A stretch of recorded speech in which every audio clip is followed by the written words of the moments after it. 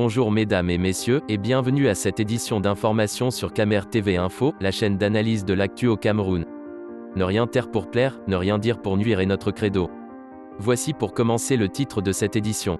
Cette vidéo est réalisée à partir d'un post du journaliste Moundé Njimbam sur sa page Facebook intitulée Quel est ce deuil national sans la présence du chef de l'État?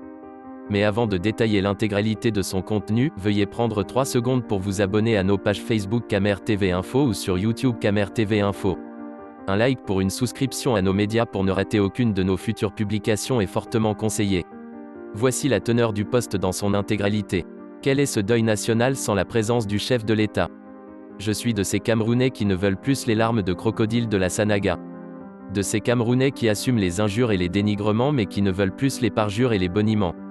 Objection, a déclamé cette brave dame face à l'imposture, face à l'instrumentalisation de la religion, de la Bible, dans un État laïque, pour justifier l'injustifiable, légitimer l'éternité au pouvoir sous le fallacieux prétexte qu'il vient de Dieu.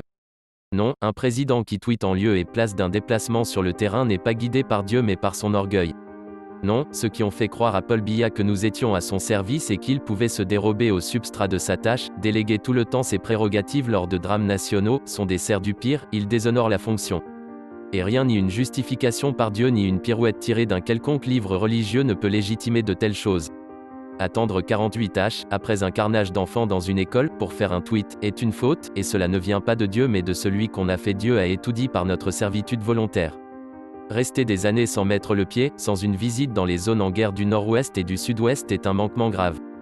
Continuer à croire ou à faire croire que ce problème se réglera par la guerre est un exercice de cécité collective. Kumba n'est pas un problème de terre sawa ou anglophone, mais comme d'autres contrées de cette sale guerre, le symptôme sanglant d'un problème camerounais fondamental, la soumission du pays au fait du prince avec la décision unilatérale de changer la dénomination de l'État, le non-respect de la parole donnée depuis la conférence de Fumban en 1961, la primauté des intérêts pétroliers sur la cohésion nationale, etc. Face à cela, aucun état d'urgence n'aura raison des irrédentistes, aucun état d'exception n'aura raison des radicalités qui transforment le pays en archipel. Le Cameroun n'a pas besoin d'un état d'urgence mais d'une urgence de l'État. De l'urgence d'un État nouveau, mettant le dialogue sincère au sommet de ses vertus. De l'urgence d'un chef d'État qui va au deuil, aussi. Veuillez prendre 3 secondes pour liker la vidéo et la partager. N'oubliez pas de vous abonner à la chaîne YouTube Camer TV Info. A bientôt pour de nouvelles publications. #end. Anglophone génocide.